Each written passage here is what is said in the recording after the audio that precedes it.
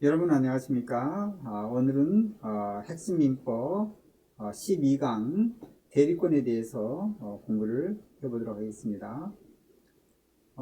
대리권은 굉장히 중요한 부분이고요. 민법 공인중개사 민법에서 반드시 출제되는 문제입니다. 그래서 이 양도 좀 많은데요. 앞으로 네 부분에 걸쳐서 4개의 강의를 가지고 핵심 민법으로 여러분과 같이 공부를 해보도록 하겠습니다. 구독, 좋아요, 알림 꼭 부탁합니다. 자, 그러면 대리권에 대해서, 개요에 대해서 먼저 공부를 해보도록 하겠습니다. 자, 잘 집중하셔야 됩니다. 대리권에는 법정 대리가 있고, 임의 대리가 있고, 그 다음에 표현 대리가 있고, 무권 대리가 있습니다. 자, 앞으로 그걸 차츰 공부하게 될 건데요. 먼저 임의 대리는 수권행위가 있어야 됩니다. 즉, A가 대리인이고 갑이 본인이다 하면 본인에게서 대리권의 권한을 받아서 이임을 받아서 B하고의 법률행위를 해야 된다. 그런데 A는 법률행위를 할 때 본인을 이해한 것임을 표시하고 하는 것을 현명이라고 그러고, 그리고 본인의 이름으로 계약을 할 수 있습니다. 현명을 냈으면 A의 대리인 이름으로도 할 수 있고 본인 이름으로도 계약을 할 수 있습니다. 그렇지만 그 효력은 갑이라는 본인에게 효력이 미친다. 현명했을 때 하는 얘기입니다. 자, 그러면 임의 대리에서 A에게 본인이 대리권을 줄 때 대리권의 범위를 다 정해서 주는데, 일반적으로 정하지 않고 주는 경우가 있어요. 자, 정하지 않고 주는 경우에는 그때 대리행위의 효력이나 그 다음에 대리 행위의 어떤 종류에 대해서 말씀을 드리겠는데요. 자, 대리권의 범위가 이렇게 주어져서 이 범위 안에서 해라 이렇게 갑이 해야 되는데, 그게 없는 경우에는, 그러면 A는 만약에 4가지 경우에 어떤 경우가 거기에 해당되는지를 알아야 됩니다. 자, 보존행위를 할 수가 있고 이용, 개량, 처분할 수 있는데, 여기서 처분인 경우에 먼저 얘기하면 예금을 인출하거나 주식을 양도하는 경우 처분하는 경우죠. A는 대리인으로서 갑의 이익을 위해서 대리행위를 하는 게 일반적입니다. 플러스가 돼야 됩니다. 그런데 예금을 인출하는 거 범위가 없는 가운데서 무작정 인출하거나 주식 양도하게 된다 그러면 범위가 없는 가운데서 처분행위는 이것은 할 수 없습니다. 그것은 갑을 위해서 갑의 해가 되기 때문에 할 수 없는 거고, 보존이나 이용이나 개량행위는 할 수가 있다. 자, 보존행위는 플러스가 되는 거고, 이용도 플러스, 개량도 플러스, 다 플러스 되는 거예요. 본인에 의해서. 보존행위는 예를 들면 소멸시효 중단하는 거 있죠. 소멸시효가 만약에 채권이 10년인 경우다 그러면 중단하지 않으면 끝까지 가게 되면 10년 동안, 10년 지나면 소멸시효가 중단해서 소멸시효가 끝나서 권리행사 못하지요. 중단하게 되면 다시 그만큼의 연장이 된다고 볼 수 있기 때문에 기간이 다시 또 시작하는 거죠. 소멸시효가. 그렇기 때문에 기간이 결국 늘어나는 것과 마찬가지인데, 이렇기 때문에 이때는 갑이라는 본인에게 플러스가 되죠. 그리고 등기가 안 된 부동산을 보존등기를 했어요. 보존등기하면 여러 가지 이익이 있죠. 나중에 소유권 이전하면 소유권 이전 등기를 하게 되면, 양도하게 되면 그때 여러 가지 차익이 생길 수 있고 하기 때문에 그건 본인에게 플러스 된다. 자, 이것은 보존행위에 해당되고, 이 종류의 거기에 대한 예시에 대해서 알고 있어야 됩니다. 이용행위는 뭐냐? 이용도 플러스입니다. 이자부 대여, 장롱에 돈을 가만히 두는 게 아니라 이자를 받고 대여해 주는 거예요. 플러스죠. 주택을 공실로 두지 않습니다. 임대를 하게 되면 그만큼 이익입니다. 본인에게 플러스가 되는 거예요. 자, 그 다음에 개량행위는 가치를 증가시키는 겁니다. 가치를 증가시키는 걸 개량행위라고 그러는데, 예를 들면 금전 소비대차가 그전에는 이자 없이 그냥 소비대차니까 빌려줬습니다. 그런데 이자를 받고 돈을 빌려줬다 하면 그만큼의 수익이 들어오지요. 그러니까 그만큼 가치가 증가했다. 이렇게 볼 수 있고요. 처분행위는 좀 전에 말씀드렸습니다. 자, 대리권을 제한하는 경우가 있습니다. 무조건 대리권을 이임받았다고 해서 다 허용할 수 없어요. 자기계약, 상반계약은 안 되는 겁니다. 원칙은 안 되는 거예요.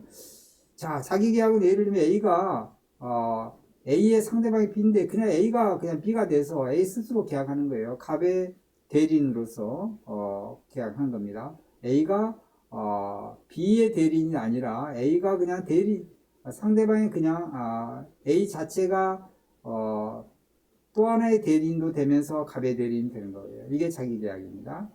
쌍방계약은 A가 상대방 B의 대리인도 되고 본인의 갑의 대리인도 되는 걸 말합니다.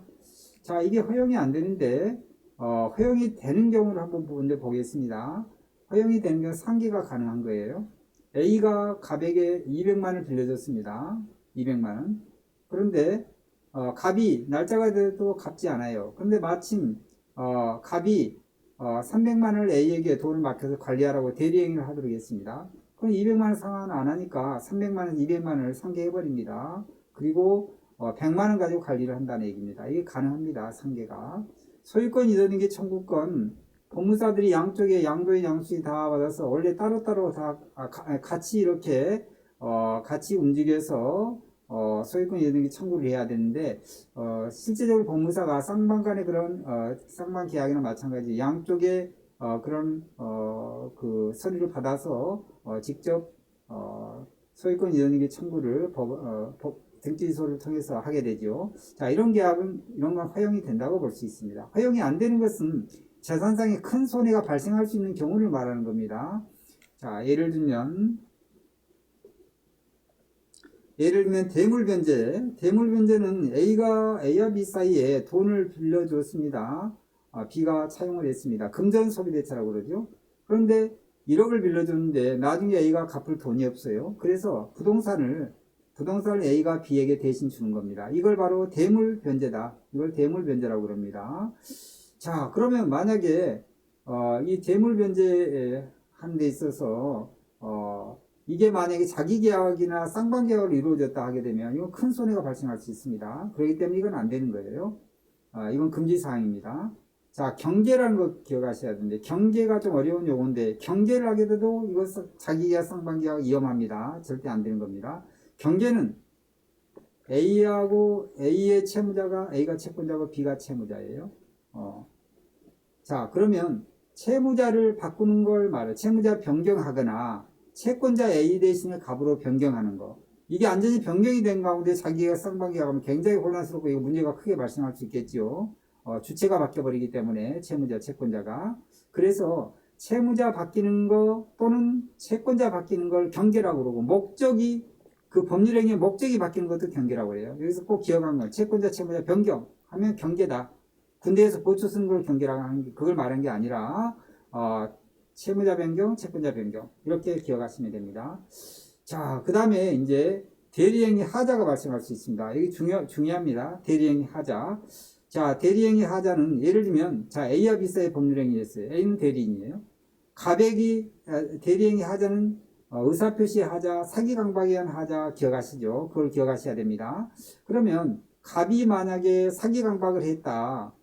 그리고 A는 대리인은 사기강박을 하지 않았어요. B하고 법률행위를 안 하는 가운데 했습니다. 그렇지만 그런 경우에는 갑은 이 법률행위를 취소할 수 없어요. 자기가 사기강박 당했다고 해서 A와 B 사이의 법률행위를 취소할 수 없습니다. 왜냐하면 실제적으로 대리 행위를 하는 그 자체가 표준이 돼야 되죠. 대리인이 정상적으로 계약했기 때문에 갑이 사기 강박을 당했다 할지라도 이건 취소할 수 없습니다. 그렇지만 대리인 A가 사기 강박을 B로부터 당해서 법률행위를 했다 그러면 갑은 취소할 수 있다. 왜냐하면 대리인을 표준을 하니까 그러는 거예요. 그때는 취소할 수 있습니다. 자, 잘 기억해야 됩니다. 이번에는 상대방은 둘 다 가능합니다. 갑이 사기 강박을 하든 대리인이 사기 강박을 다 취소할 수 있다. 이걸 아셔야 됩니다. 둘 다 가능하다. 그걸 기억하세요. 이거 아주 중요한 내용입니다. B는 갑에게 취소도 가능하고 대리인도 가능하다. 사기 강박을 A가 하든 B가 하든 관계없이 다 취소가 가능하다. 그 얘기입니다. B는. 자, 이게 바로 대리행위 하자에 대한 거고, 저번에 우리가 사기 강박 공부할 때, 누구를 표준으로 하느냐. 궁박은 본인 입장에서 해야 되는 거고, 본인을 기준으로 해야 된다. 이걸 아셔야 되고, 그 다음에 경솔과 무경험은 대리행위에서 나오는 거였죠. 전에. 경솔과 무경험은 대리인을 기준으로 한다. 대리인을 표준으로 한다. 이걸 기억하셔야 됩니다. 자, 오늘 공부는 굉장히 중요한 내용인데요. 대리권에서 첫 번째인데 아주 암기해야 되고 이해해야 될 게 많습니다. 잘 기억하시고 그 다음 강의를 잘 또 경청을 하시기 바랍니다. 네, 감사합니다.